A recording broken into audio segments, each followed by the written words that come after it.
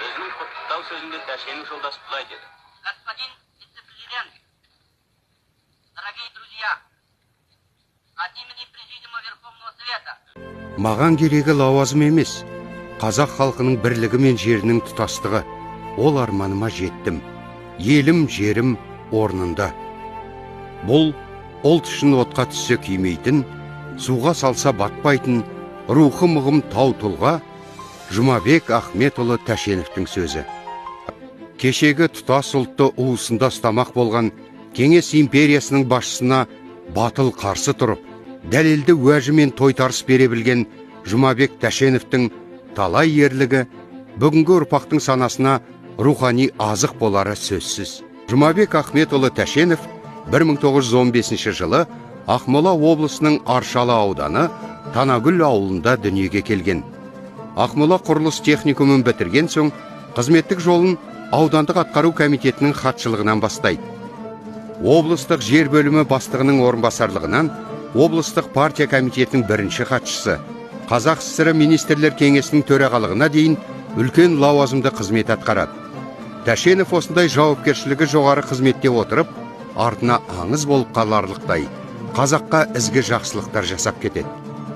Сол тұста кеңес үкіметінің тізгінін ұстаған Хрущев сталиндік саясатты сынға алып, өзінің ұстанымын нығайтуды көздегені анық.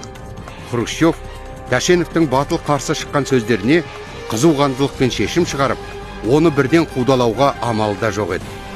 Тарих қашанда өз жұмбағын жасырып қалады емес пе? Бәлкім сол уақытта Тәшенов басын бәйгеге тігіп, жердің тұтастығын, елдің бірлігін сақтап қалуға ашық түрде қарсы шықпаса, тарихтың дөңгелегі басқа арнаға бұрылып кетер ме еді?